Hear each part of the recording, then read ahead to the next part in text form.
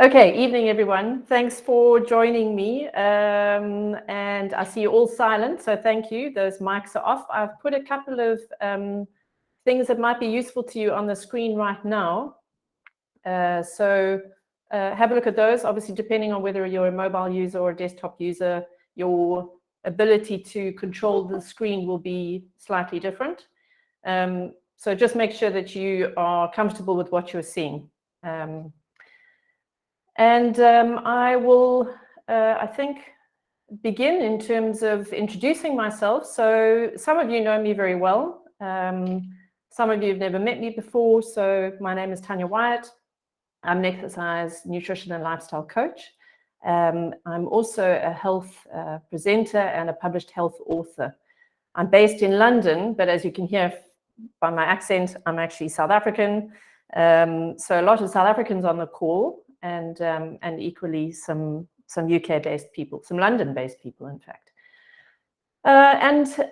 Really, I got to doing this event this evening because I am 51. So menopause is a big issue in my life. And also because, of course, we've had a series of lockdowns in the UK, I ended up in the first lockdown that we had, writing my third book. My other two were published many years ago, 2004. But this one in particular, I made a much bigger event. It was a very holistic look at specifically female health. And so menopause is a very large component of that book. So it was really great for me to get clarity, do the research, and all sorts of things have come out of that. And I see that by the interest that has been taken in this particular presentation, it's a huge one for people in general, for us females. So I hope that you all are fine with your controls now. I'm going to, I think, kick off and move into the presentation itself. You're aware that it's being recorded. Please ask questions. So feel free to pose a question if you go into your, I've got your note here for questions and polls. And at the end, if there's time, I will answer some of those questions. So feel free as we're going to just type up a question. So that's not chats, it's questions that you are going to be doing. And at the end, I have a poll with 2 questions. It would be lovely if you could answer those. And that will help me just establish whether or not this has been useful to you, practically speaking. Right, so we're here to manage menopause health, or at least start that process. Okay, so before we look at specifics around the hormonal phases and how to apply those to the diet to ensure that we optimize weight and we reduce body fat and all the rest of it, there are 2 concepts that we need to discuss. The first one is this concept of a keto dietary approach or a ketogenic diet, and a lot of you might have heard that. It's a very big buzzword in actually Banting in South Africa is the same as what we call keto in the UK. And so you can see from this, these macronutrient ratios that it's an extremely high fat, extremely low carb approach. In general, a keto diet is 50 grams or less daily. And your protein intake is moderate. But certainly where the difference for a lot of people is going to lie is in switching around the fat and the carbs, because of course we've always been told to go low fat and higher in carbs, and it's a complete turnaround. Now, the beauty of a keto approach is that it will deplete all sugar available to the body. So by not bringing in the carbohydrates, we're not providing the body with glucose. So what it's going to do instead of using glucose is it's going to break down fats. So it will use that as a preferential energy supply. And there is a process, there's a kind of period, if you are not familiar with this, where you go through what they call the carb flu, which is, I mean, you can feel dreadful. And it can take maybe 10 days, maybe 2 weeks, maybe 3 weeks. Depends how long you've been doing what you've been doing for. But once you've made that transition and you get through the sort of achy, low energy, because you've got to adapt, of course, your body's got to make the switch. And then we say that you're fat adapted. So then you're much more capable of using your fats as fuel. And in fact, when you make that switch, I'm sorry, I've just realized that I'm watching myself in the corner. This is the problem with the online stuff. You've got to be watching the camera. So hi, everyone. I'm sorry. I'll bring my eyes up.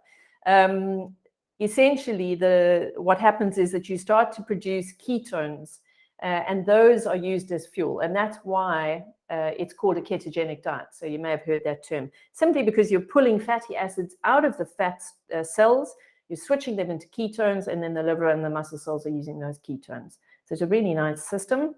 I've been doing a ketogenic diet, more or less, I'm not particularly pedantic about it, but probably for around about 12 years now.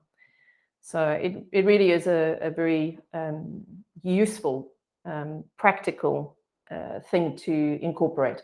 Okay, so the second concept is intermittent fasting. Now, intermittent fasting is just an extended period of temporary hunger, so it's kind of a fasting period plus a window period of eating, and that's set. So you kind of do the same amount of time for fasting, same amount of time for eating on a day-to-day basis. It's about timing, it's not about what you eat, so it's specifically about when you bring those calories in.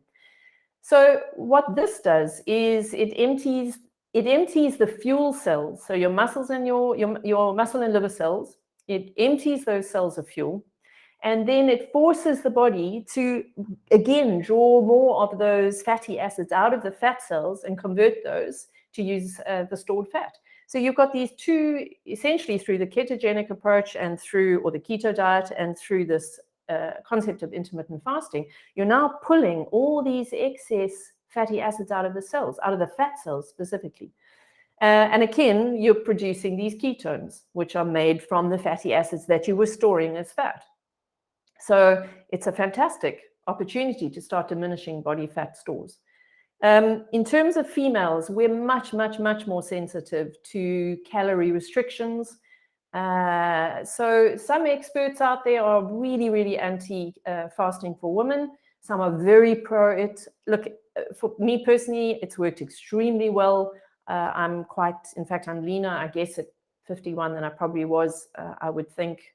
Again, I've been fasting for probably about 8 to 10 years now. So 10 years ago, I wouldn't have been as lean as I am today, and now I'm 51. So there is a very nice, a nice side effect. Apart from it being, there are lots of health aspects and attributes attached to intermittent fasting, but we won't go into those now. So bearing in mind that we are a little bit more sensitive, or a lot more sensitive to calorie restriction, we don't want to do more than 16 hours, whereas you'll find that men can go up to 22 hours, but we don't want to do less than 12 because then it's meaningless. I always try and encourage clients to do around about 16 hours because I think that's manageable. You don't have to do every day. Every day you do is of benefit to you. So whatever you manage is perfectly fine. So remember those two concepts. Those are useful now. So in menopause, when blood sugar is, sorry, before we even get into what happens in menopause, you've got this system of insulin regulating the amount of sugar in the blood. So when blood sugar is too high, let's say you've eaten a meal of pasta, or I don't know, some rice or some chocolate or some whatever it is, too much wine, blood sugar is going to rise. Insulin is then produced by the pancreas to help the cells use all that sugar, that glucose, for energy, okay? So what happens over time is that if you are regularly eating these foods that are high in sugar and raising your blood sugar levels, what happens is that the pancreas has to produce more and more insulin in order for insulin to be able to knock on those cells, and for the cells to hear insulin, and for insulin to say, can you please take this glucose and use it? It's too dangerous floating around the bloodstream. And so if you do that, too regularly, what's going to happen is that the pancreas is going to have to produce more and more insulin because the cells are going to become deaf to that knock. They're just not going to hear it anymore. And that's called insulin resistance, okay? So cells can become resistant to insulin. And then what happens is that you are, in essence, you're sitting with consistent high blood sugar levels, and that will lead to weight gain and also health issues. You can imagine diabetes is one of the side effects of something like this. So we have to be very aware of this insulin response and whether or not we are resistant to insulin or sensitive to it. And we always want to be sensitive to it. Okay, now in menopause, your estrogen levels drop. Okay, there are other hormones that are affected by the process of menopause, but specifically we're looking at estrogen. Now, when estrogen is low, insulin resistance is more likely to occur. And obviously the consequence is, well, the reason for the insulin resistance is due to having high blood sugar levels, or the other way around. So in fact, what you're dealing with is high blood sugar levels, insulin resistance. What does that lead to? Weight gain and potential problems, health problems. So estrogen is really everything to us in menopause. It is, we have so many receptor sites all over the body. We also have so many of them in the brain, which is why we feel like we're a completely different person in menopause. So, okay, low estrogen equals more chances of insulin resistance, which equals more chances of storing body fat. We also are going to have higher levels of ghrelin during menopause, and that stimulates appetite. And what does that lead to? Well, when our appetite is high, we're obviously going to eat more. So the chances of storing more is going to be huge. And it's going to promote fat storage per se, in particular around the middle. So there's our menopause midriff fat. So yes, considering all of what we're looking at, and considering insulin sensitivity is what we're looking for, and we know that we're more likely to be insulin resistant around menopause, what's the best way to go? Really, what we want to do is a low carb. Well, we want to experiment with a low carb diet for sure. So my suggestion is always going to be a very low carb for menopause, in particular because of that insulin sensitivity, because of the lower estrogen. And so looking at around about 30 grams or less a day is ideal. Now that's quite low. So if you've never tested this before, if you've never done a keto diet or a low carb diet, it's quite low. It doesn't mean you go hungry. It doesn't mean you don't have energy. It doesn't mean you're not full and satisfied. It's just quite low in carbs. You get used to it, of course, as with anything. Okay, but the one thing you have to remember is that it's never a good idea to do keto 24/7. Now, from an anthropological point of view, our ancestors would have been in a position where they would have found an enormous amount of food at one point and stuffed themselves, so had a feast, and then at other times they would have struggled to find food, so they would have been in famine. And this kind of interplay between the fasting and the feasting seemed to give them a metabolic edge. And so if you look at what keto is, because it's really, really low in carbs, it's considered a famine diet, or a starvation sounds a bit more extreme, but it's also known as a starvation diet. So it's very important to bring in that feasting. And again, because we're female and we've got this hormonal sensitivity to calorie restrictions, we definitely want to bring in the feasting. Men can typically get away again with, it's more likely they can get away with not bringing in the feasting. Women, in my experience, can't. So you must bring in enough carbs at the right time in order to keep the system working efficiently and not to cause any problems. In fact, this is what happens with prolonged low carb, is that we mess around with the female sex hormones. And this is one of the reasons why women of childbearing age should be a little cautious with keto. Anyway, what it leads to is low estradiol and then high estrogen. And high estrogen, unfortunately, also leads to more body fat stored. Cortisol, which is a stress hormone, can also lead to weight gain, in particular around the middle. So we really have to watch for all these little potholes that are occurring for us females. Such a pleasure being female sometimes.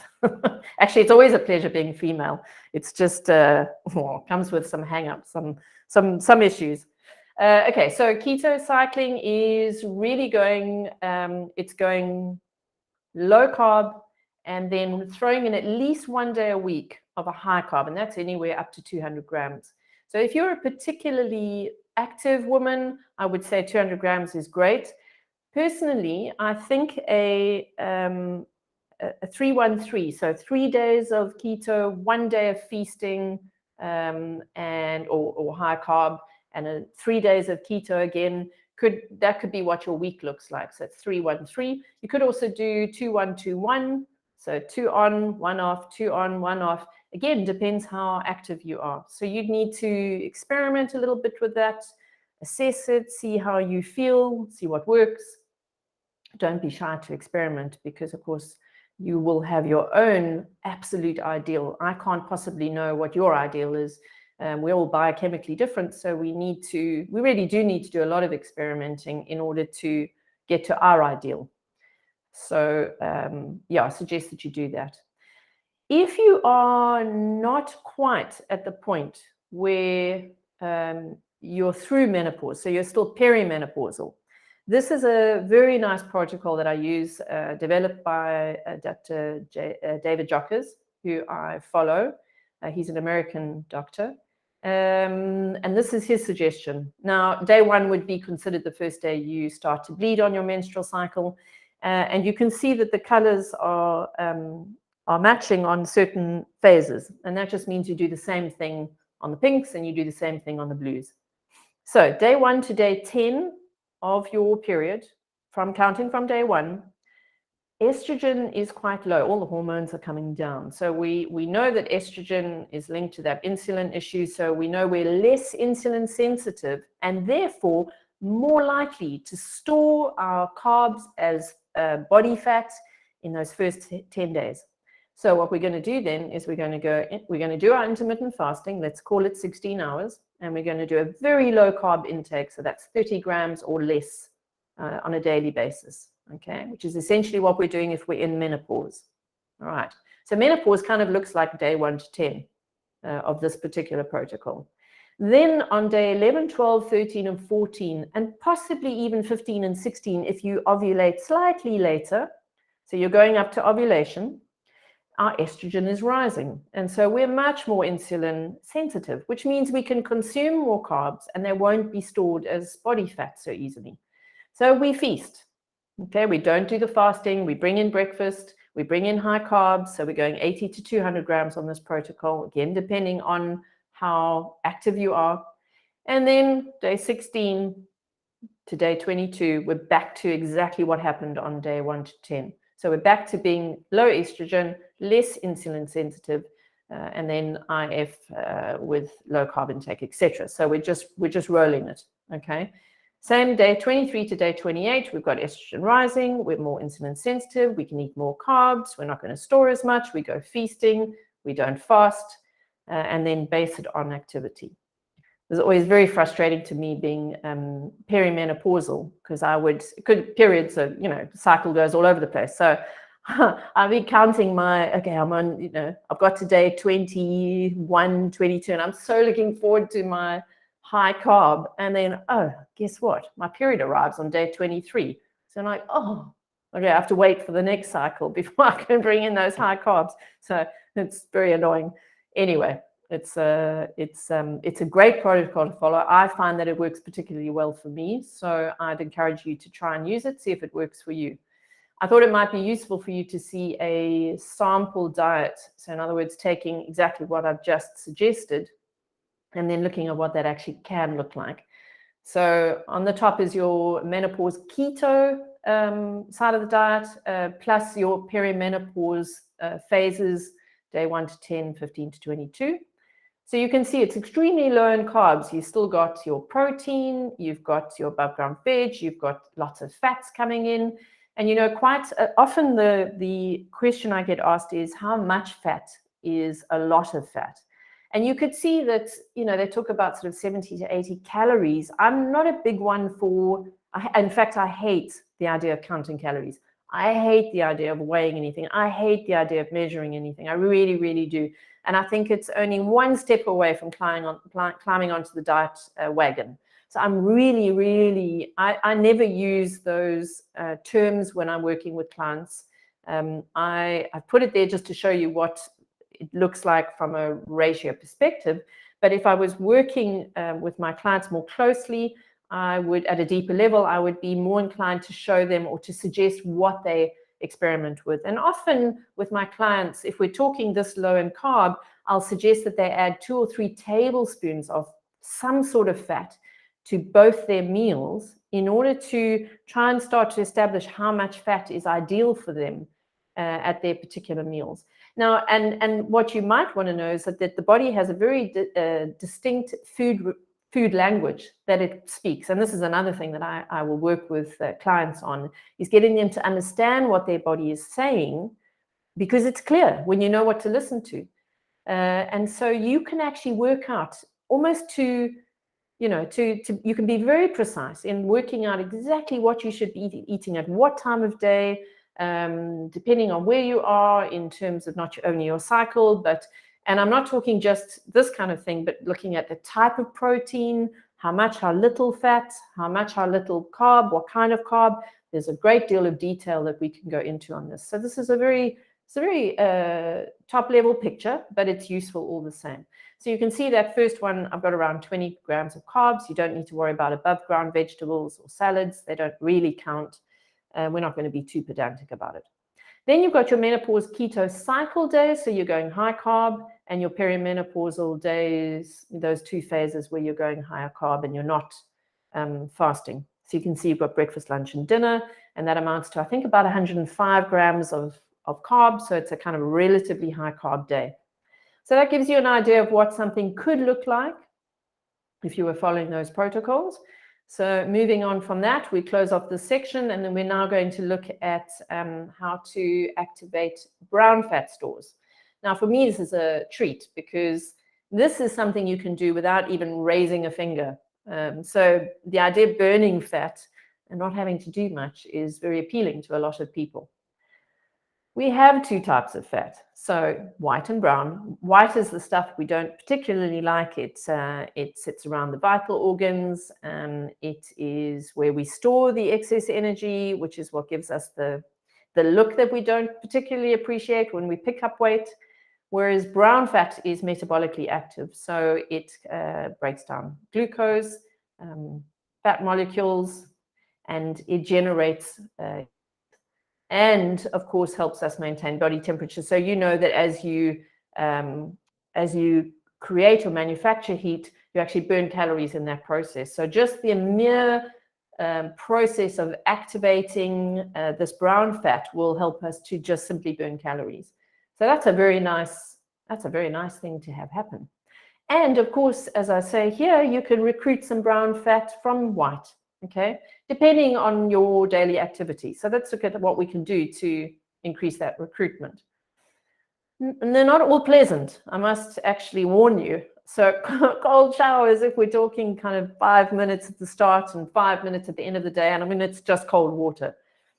The majority of your brown fat stores on your body appear to be upper chest and upper back. So if you're just running that cold water onto those 2 areas, so you might want to just do a little rotation in the shower, that's a great area to hit. Okay, so upper chest, upper back, ice baths. Well, I've never. I mean, at the health club that I'm based at I'm in London. I'm based in London. I'm based specifically in Fulham, and the health club that I'm at is at Chelsea, back end of Chelsea FC, and it's got a fantastic plunge pool.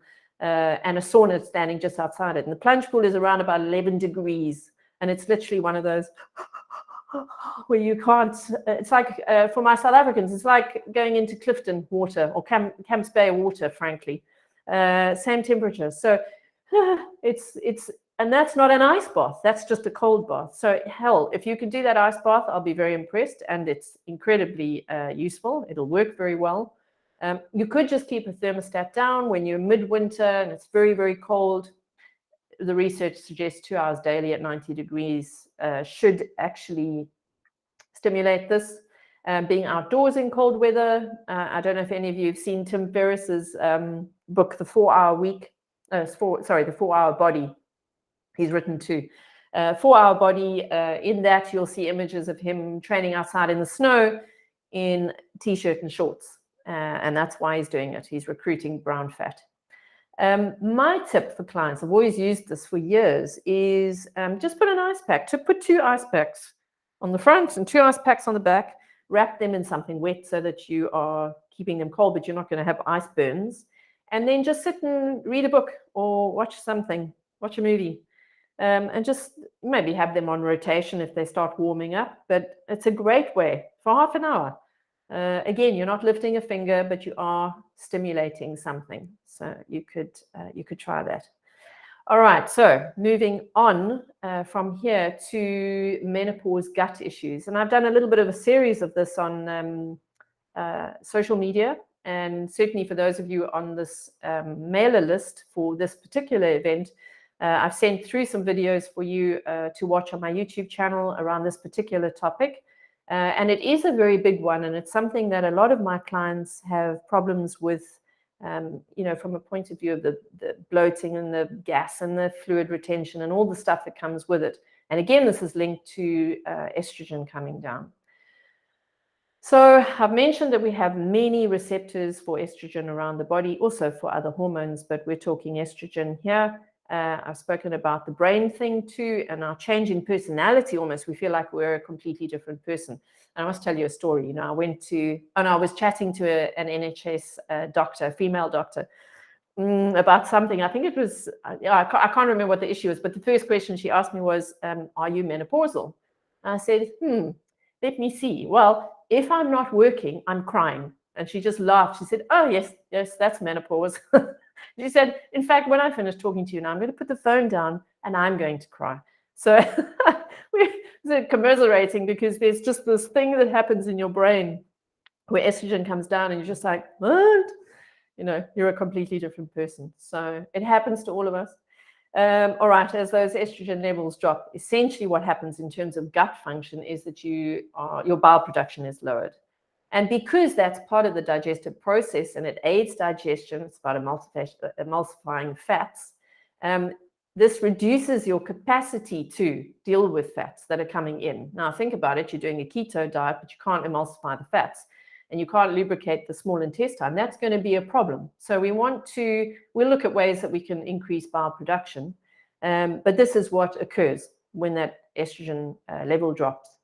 So less lubrication, you can imagine there's more stool that's accumulating and that starts to ferment, and then we get all the digestive complaints that go with it. So there are lots of ways that you can manage this and deal with it. You could do, so fermented foods are making a huge comeback. They're a very, very traditional food. We used to ferment pretty much everything. Well, I say everything, but what I mean is the foods that typically needed fermentation. And those are the foods that have got a high phytate or anti-nutrient component, like grains, nuts, seeds, beans and legumes, pulses and legumes. Those typically should be partially fermented before you eat them because they're quite hard to digest. Anyway, that's a whole other topic. So bring some fermented foods in. Typically, certainly in the UK, it's very easy to find. I buy my sauerkraut from Waitrose. But South Africa, even, if I think about, I used to live in Port Elizabeth, and you can get it there. So there's no doubt that you can get it elsewhere. Pretty much, I think any health shop these days is selling fermented foods. You can see there's a variety of them. So you've got sauerkraut, you've got kombucha, kefir. I think there's lassi, kimchi. There are a lot. I mean, those are the sort of the ones that we know, the more mainstream ones. You could also buy a digestive enzyme supplement that has a component of bile extract in it, and that will help to support your own production. You could also do bitters. Now, bitters covers quite a range. You could just buy things like Swedish bitters, which often you can buy in a health store. Or you could look at things like apple cider vinegar, watercress, kale, mustard greens, dandelion greens, grapefruit, ginger, horseradish. You'll like this one, dark chocolate. That's over 85% cacao. And then coffee. Coffee is actually helps with bile production. And that's assuming you don't get a reaction from coffee. So if it doesn't kind of string you out or hype you up, then you're okay to bring the coffee in. So those are the things you can do with regard to the bitters. You could bring in milk thistle as well to support bile production. So that gives you quite a lot of little tools that you can use just to just to aid this bile issue a little bit. So that's the low estrogen picture. Now, what happens if we're too high in estrogen? This is where fluid retention and bloating comes in. So the dominance in estrogen can lead to suppression of the natural diuretic that is progesterone. And so you're going to then you develop edema where you're holding water into the tissues. And that's where we get kind of quite bloated and feeling very like we're holding a lot of liquid or fluid. So on this note, I think it's imperative, I must be honest, I think it's imperative for all of us to have our hormones tested and assessed. You want to know what's going on. You want to understand where you are in the scheme of things, whether you've passed through menopause well, whether you're en route to it, whether you are whether you've settled in nicely and you're not needing to be concerned about things. Obviously, if you feel great and you're managing fine, there's no issue. You're okay. But if there's a particular thing that's bugging you, or you're really not feeling great, or you've had your hormones tested and then, after a period, you start to feel like something's changing, have them assessed again. My take is always to go with someone who specializes in bioidentical hormones. I just like that because it's at a molecular level, bioidentical hormones are the same as your own. I prefer that to the synthesized HRT. There are many problems associated with the synthetic compounds. Just again, I think it makes sense to me to be molecularly kind of as close as possible. So that would be my suggestion. Obviously, if you're talking to a specialist and they suggest something else and you're comfortable with that idea, then absolutely go for it. And I know many people who have gone on to a synthesized HRT and are doing fine on it. So you need to do a little bit of experimenting again and assess what's going to work best for you. Okay, so moving on from this, we are going into another very big area for a lot of us, and this around this idea of strengthening pelvic floor. So this is where bouncing on a trampoline becomes a problem for those who want to. I'm going to just show you where these muscles are. Before we do a practical, and I said to you in the mail that I sent, I had suggested that you just give yourself a little bit of room so you can do a lie down exercise while I chat you through it. If you need to do it seated, that's fine. You can do it. It's just much easier when you're lying on your back because of gravity. So let's have a look at the structure of the pelvic floor. I think this is fascinating. I love seeing it like this because it makes it very clear for you to then visualize when you're doing the exercise. This is looking from underneath you. So if you stripped everything else away, this is the group of pelvic floor muscles. So you can see at the top of the picture, those bony protrusions, that's the spine, that's the vertebra of the spine. So your coccyx comes down. You can see the muscles then around the anus, the muscles around the vagina, and at the front is the front of the pelvic bone or the pubis. So that's, I mean, there are a few different muscles going on there. So this is really a group that acts to support all the organs that sit inside that pelvic region. Looking at it from the top, you're looking down into your pelvis. You can see, again, looking from a different view, it's comprised of a lot of different little muscles. And this is important to understand when we come to how to activate pelvic floor most effectively, because typically I think the cues given tend to be to do a vaginal squeeze. And actually that doesn't seem to be the best way to do it. And I've discovered that a slightly different cue works much better for my clients. And in fact, when I was writing this book in lockdown, just as we were coming out of lockdown, because I had obviously focused on pelvic floor, I then booked an appointment with a specialist physio. And it was very interesting to spend time with her, getting her to, she was relaying some new cues and a very different approach, a much gentler approach actually that worked incredibly well. So I'm going to go through some of that with you, as I say today. Okay, so looking at pelvic floor function, it's a group of muscles. It's not one muscle. It's a sling and it runs. You can see it runs from the back to the front. And as it contracts, it supports those organs that are inside that, inside the pelvic region. Now, when you breathe, if you breathe correctly, and when I say correctly, I mean diaphragmatic breathing, your diaphragm and your pelvic floor should work very much in a coordinated manner. And that's what I'm going to talk you through today.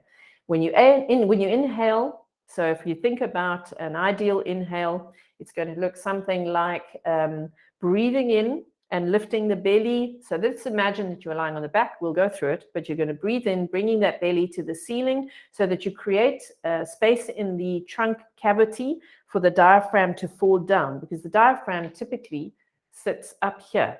Okay, and you want it to lower down into the lower trunk. Okay, you want to give it space so that those lungs can fill. There's no good trying to fill the lungs if the diaphragm is sitting up here. So you definitely want it dropping down. And as it drops down, because you've created this volume of space by breathing, you've got to think about it as breathing into the belly. As you create that space, you allow the diaphragm to settle down. And because of the pressure now, it's going to push that pelvic floor down as well. Okay? So the two of them are going down this way. As you exhale, you're doing the reverse. So the diaphragm recoils back up and the pelvic floor contracts again. So these two should be working together, and they're often not, because we're breathing shallowly. So we tend to just breathe here. Nothing's happening. The diaphragm's still locked up exactly where it was, which means the pelvic floor is not being used. And so we wonder why we run into pelvic floor problems. I mean, there are lots of reasons what we do, but outside of that, our breathing pattern is a very, very big one of these reasons that we're experiencing some lack of coordination, lack of strength, and lack of ability to actually recruit those muscles. Also, when the pelvic floor is working well, obviously good control of urination, good control of bowel movements, and a much better experience with sex. Okay, so dysfunction. Causes of dysfunction can be numerous. Childbirth is probably the one that I see most commonly with clients, and that's a pretty normal thing. Pelvic trauma, of course, if you've been in an accident or some kind of shock to that region. Age, unfortunately, so many things happen with age. Certainly getting old is not for the faint-hearted, that's for sure. There are a couple of things that we've got to be really aware of that are going to happen that you're sort of like, oh, yeah, I see that happening, and then you just counter it and you start to do some work to oppose it. Obesity is another one that's going to cause some issues with pelvic floor, and obviously surgery is going to impact as well. There could be secondary dysfunction because of, and this is a very big thing, this is possibly even bigger than the childbirth issue for me with my clients, is that they have that weakness in the coordination, okay, because they're shallow breathers. Or otherwise, so in other words, if they're shallow breathers and they're not terribly active and they haven't overused the abdominals, they're probably not going to be very strong in that pelvic floor group. If they are very active, and I was guilty of this to some degree myself, very, very active individuals can over-recruit that muscle group. So in other words, we become very, very rigid in that group. It's very tense, and it almost can't relax. So it's in this rigid setup, and there's no capacity to release.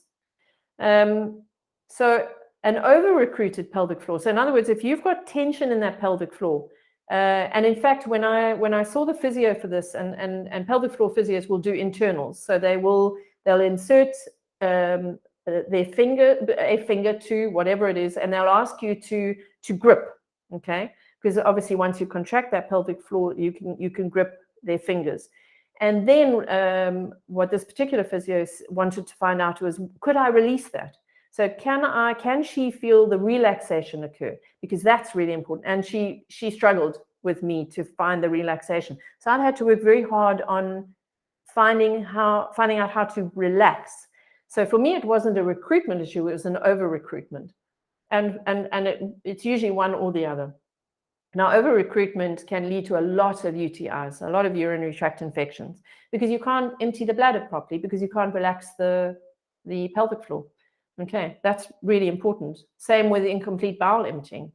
Same with the frequent urge to urinate. If you're needing the loo every 15 minutes, you're not emptying fully. Leaking of urine, so of course that's a big one for a lot of women. So we've got pain or discomfort, spasms, in that region, in the pelvic region. So those are things that are coming out of this typically with the over-recruitment. So treating over-recruited pelvic floor is actually, to be fair, it's similar to, I would do the same exercise for over-recruitment and under-recruitment. So obviously relaxation is very important. Learning how to relax, all of that is important. And to coordinate your breathing pattern is really vital. Now, deep breathing per se is just a very relaxing process for a nervous system in general. It aids relaxation. So it's going to be great for pelvic floor as well. I've spoken about specialist physios or other experts or specialists who offer the internal assessment, which is very useful feedback. It's a very good way. I mean, there are also little machines and gadgets you can use that will give you that feedback, that biofeedback. So there's lots out on the market, but you want some help with actively releasing those muscles. Or you could do that yourself. So you can actually internally release the vaginal muscles so that they are relaxed when they're not actively engaged. So what I would like to do is just get you to, so you're welcome to either lie down on the floor now and you just listen to what I'm going to talk you through for the next few minutes. You can remain seated where you are, but I want you just to see if you can get this right, because this will be a lovely one to give you some practical tools to walk away with. So let's assume that you're in position now, you're lying down, you're relaxed. I want you just to take a few deep breaths. So just while I'm talking, breathe deeply. And when I say breathe deeply, what we're going to try and do is as you breathe in, you're going to lift that belly button to the ceiling, towards the ceiling. That will allow the diaphragm to come down slightly. And then in the last sort of part of the breath is going to be filling the lungs. So first you're going to lift that belly to the ceiling, then you're going to take the breath into the lungs, fill them up as much as you possibly can. So really deep breath, and then you're going to exhale. Okay, so bringing that breath out again. So again, you're going to breathe in, take that belly to the ceiling, expand it slightly, let that diaphragm drop, and now fill those lungs. Take them as deep as you can. Really fill them. Sometimes that's hard to do because we haven't used them for a long time, and there are issues with elasticity and filling them again. So you really want to practice this. You're exhaled now, so you're fully relaxed again. And again, we're going to breathe in, bring that belly button to the ceiling, expand that breath into your lungs, fill them as much as you can, really expand them, hold that breath at the top, just to kind of prove you can, and then exhale. So all the way out again. We're going to do one more of these. So breathe in, take that belly to the ceiling, expand the lungs as much as you can, take that breath deeply, and then as you exhale, I want you to think about contracting the anal muscles very gently. Imagine you've got a straw coming up through the anus and you're trying to pull liquid up through that straw. So it's a sensation of a pull. It's not a grip. It's just a pull. Okay, we've let that air out. Now let's breathe in again. So belly button to the ceiling, take it up. Now expand the lungs, fill them up as much as you possibly can. Okay, and then as you exhale, think about, as you get to the end of that, you're just sucking that liquid through the straw gently. So it's a little contraction. It's a light contraction. It's not aggressive. It's just a gentle pulling and release. Okay, and again, breathing in. Take that belly to the ceiling. Expand the rib cage. Take it as deep as you can. Hold that breath for a bit. And then as you exhale, let the belly come right down and then suck that fluid up through the straw. So you're just pulling on it. Okay, gentle pull and relax. Breathing in again. Take the belly to the ceiling. Now expand the ribs. Hold that breath into the lungs. Hold it there. We're going to do another one of these. Exhale. As you let that air out, think about pulling that liquid up through the straw. Gentle contraction or gentle pulling, and then release. So one last time with this, and then we're going to move into the hold. So you're going to breathe in, take that belly button to the ceiling. Now expand the ribs, take them out, fill the lungs as much as you possibly can. And then as you exhale, again, think about drawing up through the straw and you're just pulling. Now I want you to hold that. So hold the pull. You've just got that gentle pull on the straw. You're holding it. You're holding it. You should be able to breathe very lightly over the top of that, just holding that contraction. So it's a little anal contraction. Don't think about a vaginal grip, just the pulling through the straw and release. Okay? And again, pull up through that straw. So just hold it. Just hold it. Gentle. It's gentle. I've learned to be so much more subtle these days. You know, more is not always better. Actually, less often is. Okay, keep that pull, but breathe over the top. So all you're doing is an exercise in gaining strength in that pelvic floor. Now release it. Okay, and again, pull the fluid up through that straw. It's gentle, but it's there. You can feel it. Breathe over the top if you need to. Hold that position, hold the pull, and release. Let's do 2 more of these. So, keeping your breath as normal, just contract those muscles, pull the fluid through the straw. Pull it, hold it, and release. And 1 more time. Just pull up. Now, through that straw, pull that fluid, hold that contraction, breathe easy over the top, hold it. Sometimes it's hard to hold if we're not very strong in it, and release. Okay, so come back into your seats if you've come out of them. My suggestion, so the first one is about coordinating the breath, that first exercise. The second one is about not only developing strength, so starting to work on endurance and strengthen that muscle, but also it's for those who are over-recruited to feel the difference between the pull and the release. Okay, so those are 2 quite useful little exercises, and I would suggest that once you get used to doing them lying, that you get yourself into a lot of different positions. So you might want to do it kneeling on the floor, you might want to do standing, you might want to do it seated in a chair, you might want to do it in a plie position, so standing with the legs apart, then bend the knees. You want to do it in all sorts of different positions so that no matter where you are, no matter what you're doing, you're able to coordinate that movement and you're able to feel the pelvic floor switching on and then relaxing again.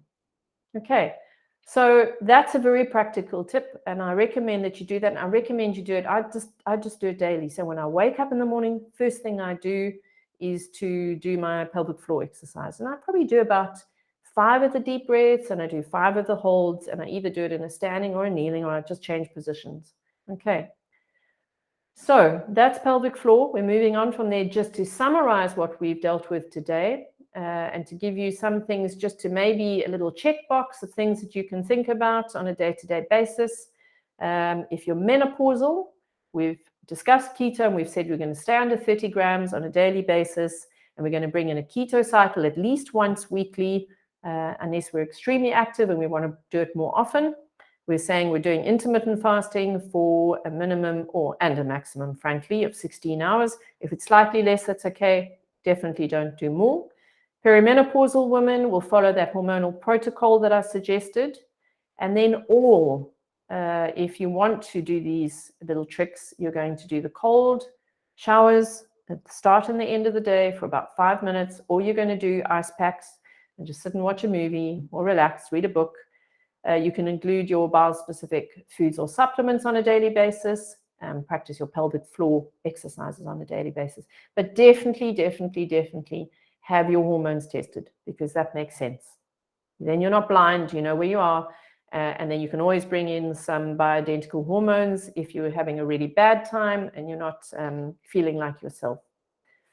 Okay, so that concludes that part of the presentation. I hope that you found it useful. Obviously, this is me scratching the surface of this topic. I mean, menopause there are many, many influencing factors that we can actually start to manage and bring into play, and that will ease off those symptoms and help us to feel much more like ourselves. And like we're more in control. And I think, probably a lot of what we're experiencing, a lot of women experience, if I think about a lot of my clients, it's often the weight that, and the fact that we're just not as toned, not as lean. It can be very depressing and it's very impactful, the weight stuff. On top of that, not feeling like yourself, the sort of mental confusion, but also the sadness and the depression and the other things that come along are really hard to manage sometimes. So there is a lot that we can do. This is just the tip of the iceberg. What I'd like to just show you now is details of a course that I'm running, a 4-month menopause health and fitness program. So it is online, so anyone can join. It's an hour-long webinar weekly, 3 30-minute strength training classes. I already teach online. I have a number of South African and English clients. What I do in those classes, my area of specialty is in trunk stability. So I'm very much about creating strength in the engine of the body so that it drives the chassis well without any problems. I'm all about trying to manage things like back pain, poor posture in the upper back, so no dowager's hump, getting my clients into that more open position, looking at defining the waistline. So really working on core strength in the true sense of the word. And we cover the whole body in that week. So we make sure every aspect of the body is covered. So you don't have to do any thinking. It's there, it's half an hour, it's a very efficient exercise.